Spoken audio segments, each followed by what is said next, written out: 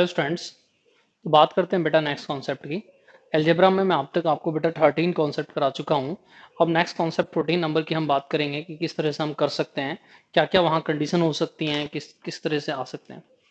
तो बेटा अगर आपको इन सभी कॉन्सेप्ट को बहुत अच्छे से सीखना है तो जैसा कि मैं बार बार रिपीट करता रहा हूँ कि सभी कॉन्सेप्ट को कॉन्सेप्ट नंबर 1 से देखना शुरू करें, 1 2 3 इस तरह से, और अपनी नोटबुक बनाएं। नोटबुक बनाकर उन सभी कॉन्सेप्ट को अपनी नोटबुक में लिखें और रिपीट करें, प्रैक्टिस करें, तो बेटा आप भी सीख सकते हैं। तो देखिए बेटा आप लोग नेक्स्ट कॉन्सेप्ट नंबर 14 क्या है, किस तरह से हम इसे कर सकते हैं। तो कॉन्सेप्ट नंबर 14 की हम बात करें तो बेटा सबसे पहले आपको इन छोटी छोटी बातों को सीखना होगा। कौन कौन सी छोटी सी बातें सीखनी है कि यदि दो नंबर बेटा 2 के डिफरेंस पर हैं, जैसे कि 1 एंड 3, जैसे कि 3 एंड 5, 2 एंड 4, 4 एंड 6, और भी हो सकते हैं। तो बेटा इनके प्रोडक्ट में, इनके गुणनफल में आप एक ऐड कर देंगे तो इनके बीच वाले नंबर का बेटा स्क्वायर बन जाता है। तो सबसे पहले हमें यहाँ से ये समझना होगा, फिर हम इस कॉन्सेप्ट पर बेटा क्वेश्चंस कर पाएंगे। तो समझना क्या है उसे ध्यान से देखें कि यदि दो नंबर 2 के डिफरेंस पर हैं, ठीक है, उनके गुणनफल में बेटा एक ऐड हम कर देंगे तो उनका जो उसके बीच वाला नंबर है उसका स्क्वायर बन जाएगा। जैसे मैं यहाँ देख रहा हूँ 3 इंटू 5 में मैंने +1 कर दिया तो इसके बीच में क्या है बेटा 4, तो इसका मतलब है कि बेटा स्क्वायर बन जाएगा किसका 4 का। ऐसे में यहाँ देखता हूँ 2 इंटू 4, तो इनके बीच में क्या है बेटा 3, तो स्क्वायर बन जाएगा किसका 3 का। ऐसे में यहाँ देखता हूँ कि इनके बीच में है 5, तो बेटा स्क्वायर बन जाएगा किसका 5 का। अब नंबर बहुत बड़े भी हो सकते हैं, बहुत छोटे भी हो सकते हैं, इस बात से कोई फर्क नहीं पड़ता है। बट बेटा जब एग्जाम में क्वेश्चन आते हैं तो बहुत बड़े नंबर्स आते हैं। बहुत बड़े नंबर्स इसीलिए आते हैं कि लोगों को प्रैक्टिस नहीं होती बड़े क्वेश्चंस पर सॉल्व करने की, और आसानी से क्वेश्चंस को छोड़ देते हैं। थोड़े और बड़े नंबर आप करना चाहें तो कर सकते हैं, नो प्रॉब्लम। 11 इंटू 13 प्लस 1, आप जब इसे इंटू करके +1 करेंगे तो इनके बीच में क्या है 12, तो 12 का स्क्वायर बन जाएगा। करें आप इसको तो ये अपने आप ही 144 आ जाएगा। और भी बहुत सारे नंबर आप ले सकते हैं, मान लीजिए 10 इंटू 12 ले लेते हैं, तो इनके बीच में नंबर क्या है 11, तो देखना बेटा क्या 11 का स्क्वायर बन चुका है। ठीक है, तो इस तरह से हमारा जो टारगेट है हम उसे सीखने का प्रयास करें कि यदि दो नंबर 2 के डिफरेंस पर हैं और उनके प्रोडक्ट में अगर एक ऐड कर दिया गया तो बेटा बीच वाले नंबर का स्क्वायर बन जाएगा। अब अकॉर्डिंग टू मैथ आप इसे इस तरह भी लिख सकते हैं कि दो नंबर हैं, दो का डिफरेंस, इनके बीच में कोई नंबर जरूर होगा, ये इससे एक कम होगा और ये इससे एक ज्यादा होगा। अब ये इससे एक कम होगा तो ये n-1 है, ये इससे एक ज्यादा है तो n+1 है, और प्लस में 1 लिखा है। अब इसे a minus B plus B का यूज करेंगे तो क्या लिखेंगे a square minus B square, इससे कैंसिल हो जाएगा और n स्क्वायर आ जाएगा। इस तरह से आप ये कह सकते हैं कि कहीं पर अगर n-1 और n+1 और +1 लिखा है तो बेटा वो n स्क्वायर होता है। तो इस तरह से आप चाहे नंबर से सीखें, नंबर से सीखना ज्यादा इजी होता है, क्योंकि नंबर से सीखना इसलिए ज्यादा इजी होता है क्योंकि हमारा माइंड जल्दी से सेटिस्फाई हो जाता है। हम ABCN XY इन सब चीजों को जब लिखते हैं तो जल्दी से माइंड सेटिस्फाई नहीं होता है। तो इस तरह से बेटा आप लोग यहाँ ये ध्यान रखें कि इनका जो डिफरेंस है, बस इसको याद रखना है कि ये 2 होना चाहिए। अगर आपको ये याद रहेगा कि इसका डिफरेंस जो है वो 2 है, और जैसे हम +1 करेंगे तो बेटा स्क्वायर बन जाएगा। तो देखिए बेटा इस पर क्वेश्चंस करना शुरू करते हैं। किस तरह से इस पर क्वेश्चन कर सकते हैं ये हम बात करते हैं। तो इससे पहले मैं बेटा आपको कॉन्सेप्ट नंबर 13 में 120 तक करा चुका हूं। तो आज हम करेंगे 121 से 130 तक। तो देखें बेटा किस तरह से हम यहाँ क्वेश्चन कर सकते हैं।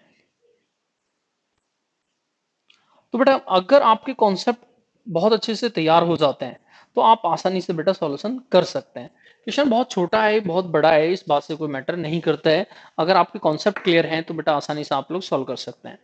तो बात करें बेटा सबसे पहले क्वेश्चन नंबर 121। मान लीजिए कहीं इस तरह से लिखा है और आपसे कहा जाता है कि आप यहां पर देखें बेटा 4 टाइम 5 टाइम्स, अब यहाँ +1 is equal to x square, ये मान लीजिए आपको दे दिया गया है और आपसे बेटा वैल्यू फाइंड करा लिया एक्स की। तो देखिए हम कैसे कर सकते हैं। अब बहुत सारे बच्चे क्या सोचते हैं कि इसे प्रोडक्ट कर लेते हैं, इनटू करने के लिए चले जाते हैं। वो बच्चे जो कॉम्पिटेटिव एग्जाम नहीं पढ़े होते हैं, MSc बीटेक BSc पास हुए हैं और कॉम्पिटेटिव एग्जाम के देने लगे हैं, तो इनटू करने में टाइम लगा देते हैं। तो बेटा अपने आप को, अगर आपको लगता है कि एडवांस मैथ बहुत अच्छा करना है, तो उसका तरीका एक है कि आपको अपने आप को कॉन्सेप्चुअल रेडी करना होगा। जितने ज्यादा कॉन्सेप्ट आपको आते होंगे आप उतना ही अच्छा एडवांस मैथ कर सकते हैं, algebra, trigonometry, geometry, coordinate geometry. तो ये सब चीजें बेटा आपके कॉन्सेप्ट पर ही डिपेंड करती हैं। यहां मैं देख रहा हूं कि इन दो का जो डिफरेंस है वो 2 है। अब इन दोनों का जो डिफरेंस है अगर वो 2 है तो मैं डायरेक्ट देख सकता हूं कि इनके बीच में 8 होना चाहिए। तो बेटा ये स्क्वायर होना चाहिए था 4 टाइम्स 9 और 8 का। अब यहां से मैं डायरेक्ट एक्स की वैल्यू देख सकता हूं। तो बेटा इस तरह से जो आपका आंसर होना चाहिए था वो होगा 4 टाइम्स 9 8। ये आपका आंसर होना चाहिए। तो बेटा अगर कॉन्सेप्ट क्लियर है तो बहुत आसानी से सॉल्यूशन हो सकता है। तो सॉल्यूशन करने के लिए सिर्फ आपको कॉन्सेप्चुअल रेडी करना है अपने आप को। कॉन्सेप्चुअल आप रेडी हैं तो आसानी से बेटा सॉल्यूशन कर सकते हैं। अब इसी टाइप में और भी क्वेश्चन हो सकते हैं। वो डायरेक्ट वैल्यू फाइंड करा सकते थे, अपॉन में लिख सकते थे। तो देखें और क्या क्वेश्चन यहाँ से बन सकते हैं। नेक्स्ट 122 देखना बच्चों। मान लीजिए इस तरह से आपको क्वेश्चन दिया जाता है 997 into 999 plus 1 upon 998 is equal to. देखिए अब यहां पर क्या है कि अपॉन में भी एक नंबर दे दिया है। अपॉन में एक नंबर दे दिया है तो बेटा आसानी से हम इसे भी सॉल्व कर सकते हैं। हमें सिर्फ ये देखना है कि इन दोनों का जो डिफरेंस है बेटा वो कितना है, 2 है। तो मैं ऊपर लिखूंगा कि 998 का स्क्वायर बनेगा और नीचे दे रखा है बेटा 998, ये इससे कैंसिल हो जाएगा। तो आंसर क्या हो गया 998। क्लियर हो गया बच्चों। ऐसे ही हो सकता है उसे दो बार नीचे वो आपको दे दें। क्वेश्चन नंबर 123 देखना इस तरह से दे दें 1 2 3 4 5 6 7 इंटू 1 2 3 4 5 6 9 प्लस 1 और अपॉन में बेटा आपको दे देते हैं 1 2 3 4 5 6 8 इंटू 1 2 3 4 5 6 8। अब आपसे वो फाइंड करा लेते हैं। तो बेटा आसानी से अब भी सॉल्यूशन हो रहा है। आसानी से सॉल्यूशन क्यों हो रहा है? क्योंकि हम यहाँ देख रहे हैं कि यहाँ कितने का डिफरेंस है बेटा, 2 का डिफरेंस है। अब 2 का डिफरेंस है तो हम डायरेक्ट स्क्वायर लिख सकते हैं। किसका स्क्वायर? जो इनके बीच में। अब 7 और 9 के बीच में क्या 8। देखिए रिमेनिंग नंबर यहाँ चेंज नहीं कर रहे हैं, सिर्फ यहाँ लास्ट डिजिट को ही चेंज किया जा रहा है। यूनिट डिजिट इसे हम बोलते हैं कि यूनिट डिजिट इकाई के अंक को ही ओनली चेंज कर रहे हैं। तो इसका मतलब है सिर्फ उसी की हेल्प लेकर हम सॉल्यूशन में चले जाएंगे। तो बेटा यहाँ स्क्वायर किसका बनना चाहिए?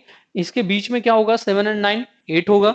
तो हम यहाँ पर लिखेंगे कि स्क्वायर बनेगा 1 2 3 4 5 6 8 और नीचे भी बेटा इसका स्क्वायर दे रखा है 1 2 3 4 5 6 8। तो ये स्क्वायर से स्क्वायर कैंसिल होकर बेटा ये बचेगा कितना 1। तो इस तरह से आंसर कितना होगा बेटा आपका 1 आंसर होगा। तो इस तरह से मैं कह सकता हूं 121 122 123 तीनों क्वेश्चंस आपके क्लियर हुए होंगे। बस एक बार दोबारा यहां देख लें कि इन दोनों का डिफरेंस 1 होना चाहिए। अगर इन दोनों का डिफरेंस 1 है और इनके प्रोडक्ट में 1 ऐड कर रहे हैं तो बेटा बीच वाले नंबर का स्क्वायर बन जाता है। ऐसे ही यहां पर देख लें कि बेटा अगर यहां पर ठीक है डिफरेंस 2 है 1, नीचे से ना ध्यान दें, ऊपर ऊपर की कैलकुलेशन करें, ये अपने आप इसे कैंसिल कर लेगा। क्लियर हो गया बेटा। एक और टाइप हो सकती है इसमें क्वेश्चन को लिखने की, तो देखें बेटा वो क्या टाइप हो सकती है। Next question number 124।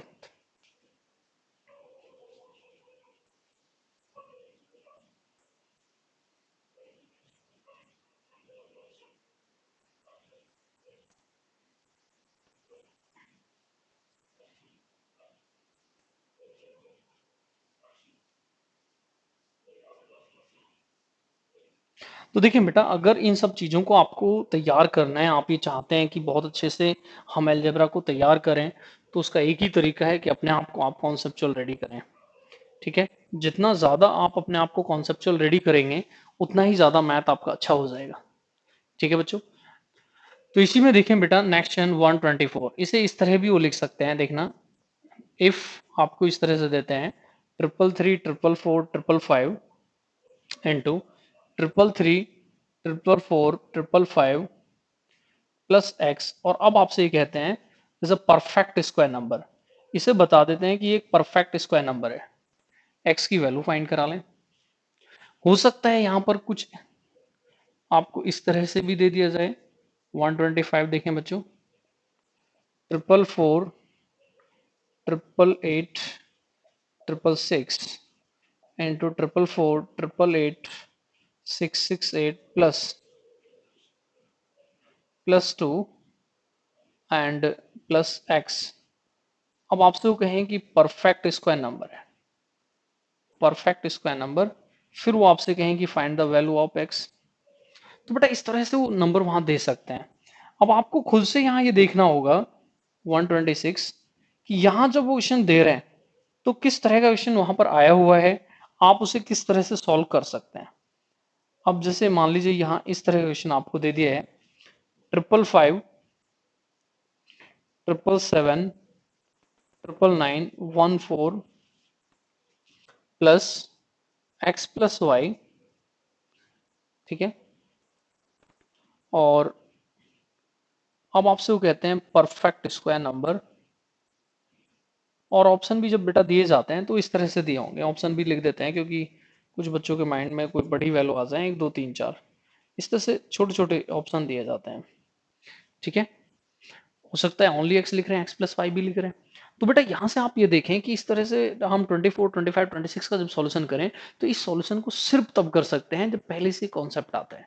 अगर पहले से कॉन्सेप्ट आता है तो सॉल्यूशन करना कोई बहुत बड़ी बात नहीं है, सॉल्यूशन आसानी से हो सकता है। आसानी से क्यों हो सकता है कि हमें ये देखना है बेटा, यहाँ पर ये नंबर थोड़ा सा गलत लेके आया, इसे 7 लिखना है। तो यहाँ से बेटा ये देखें कि इन दो नंबर का जो डिफरेंस है बेटा वो कितना है, तो हम चेक करेंगे कि बेटा इन दो नंबर्स का जो डिफरेंस है वो 2 है। अब हमें पता है कि दो नंबर अगर दो के डिफरेंस पर हैं और वो प्रोडक्ट कर रहे हैं तो उनमें +1 की नीड होती है कि वो परफेक्ट स्क्वायर नंबर बन जाता है। तो बेटा इस तरह से हम यहाँ कहेंगे कि x की वैल्यू क्या होनी चाहिए 1। बट ये सिर्फ आप तभी कह सकते हैं जब पहले से आपने इस कॉन्सेप्ट को पढ़ रखा है। अगर पहले से कॉन्सेप्ट पढ़ रखा है तो ये सब चीजें इजी लगती हैं, आसान लगती हैं। अन्यथा ये सब चीजें बहुत आसान नहीं लगती। वो आप भी समझ सकते हैं क्यों, क्योंकि अगर इतने बड़ी कैलकुलेशन को हम करने लगे तो हम नहीं कर सकते हैं। ऐसे बच्चे अब यहाँ पर देखें, इन दो का डिफरेंस कितना है 2 है। ये जो वैल्यू है बेटा 2 प्लस एक्स, 2 प्लस एक्स जो है 1 होना चाहिए। तो बेटा x की वैल्यू क्या हो जाएगी -1, 2 इधर जाएगा नेगेटिव हो जाएगा, तो x की वैल्यू क्या हो जाएगी बेटा -1। तो इस तरह से हम इसे इसलिए 1 डायरेक्ट ले पा रहे हैं क्योंकि मैं पहले से आपको क्लियर कर चुका हूं। अगर आपने पहले कॉन्सेप्ट पढ़ा है तो आप भी डायरेक्ट इनको लिख सकते हैं, कोई बहुत बड़ी बात नहीं है। ऐसे बेटा अगर हम यहां पर देखें, अब यहां पर देखें तो x प्लस वाई लिखा है, तो मैं बोलूंगा कि यहाँ x प्लस वाई दोनों क्या होना चाहिए, x प्लस वाई ही यहाँ पर मान लीजिए बच्चे फाइंड कराया गया था, लिखा नहीं था पहले। तो यहाँ ये देखें कि x प्लस वाई की वैल्यू क्या होनी चाहिए, तो आप क्या बोलेंगे 1। तो इस तरह से बहुत आसानी से आप भी इस कॉन्सेप्ट को क्लियर कर सकते हैं। तो बेटा नेक्स्ट इस पे कुछ क्वेश्चन करते हैं। आपको देखें अगर बहुत अच्छे से क्वेश्चंस को करना है तो आपको ये ध्यान देना ही होगा कि कॉन्सेप्ट तैयार करने हैं। जितने ज्यादा आप कॉन्सेप्ट तैयार करेंगे उतना आपका मैथ अच्छा हो जाएगा।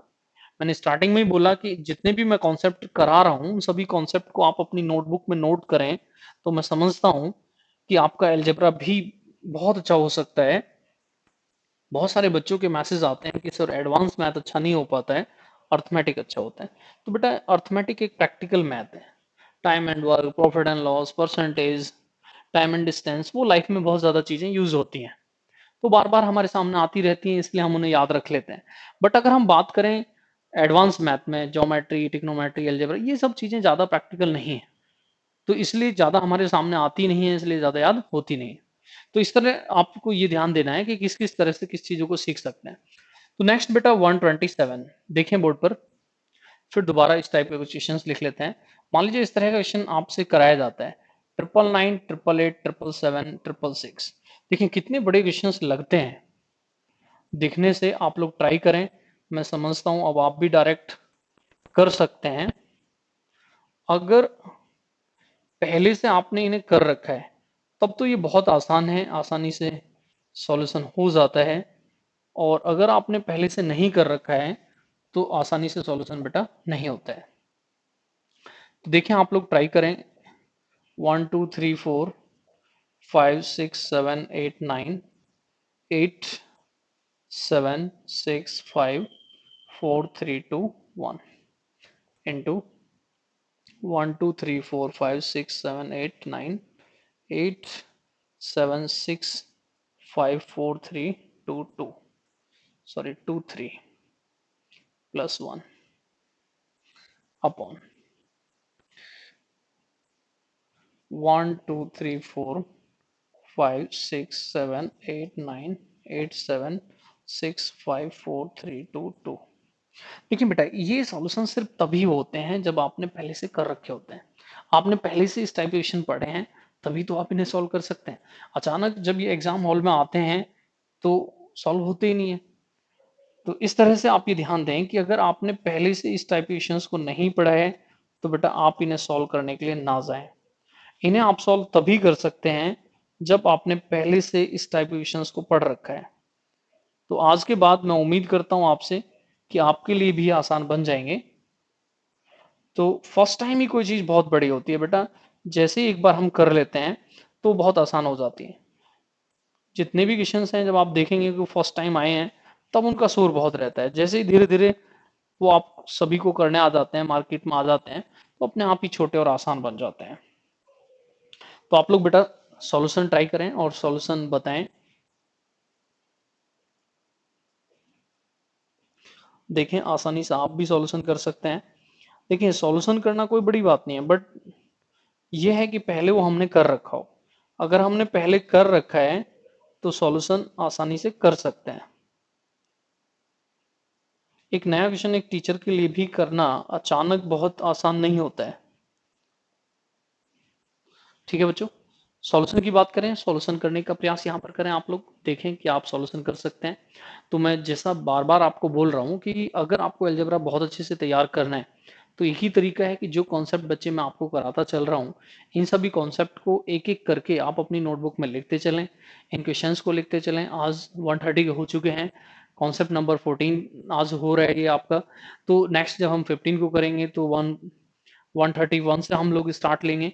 तो इस तरह से ये ध्यान दें कि अगर आप इन क्वेश्चंस को इस तरह से लिखते चले जाएंगे तो जब हम एंड कर रहे होंगे तो बहुत सारे क्वेश्चंस हो चुके होंगे, बट जब कॉन्सेप्ट वाइज आप देखेंगे एक एक दो दो ही लेंगे तो आप बहुत आसानी से, आपका भी अलजेब्रा बहुत इजी हो जाएगा, आसानी से आप भी करना सीख जाएंगे। तो बच्चे सॉल्यूशन की बात करें, आप लोग देखें सॉल्यूशन करें, देखें बोर्ड पर सॉल्यूशन करना शुरू करते हैं बेटा। देखिए सबसे पहले मैं यहाँ देखता हूँ, यहाँ 6 है और यहाँ 8 है, तो मेरा ये एक पहला कॉन्सेप्ट तो ये क्लियर हुआ कि दो का डिफरेंस है। तो बेटा बीच वाले नंबर इसका मतलब 7 का स्क्वायर होगा, और नीचे एक 7 है तो एक पावर तो कैंसिल हो जाएगी।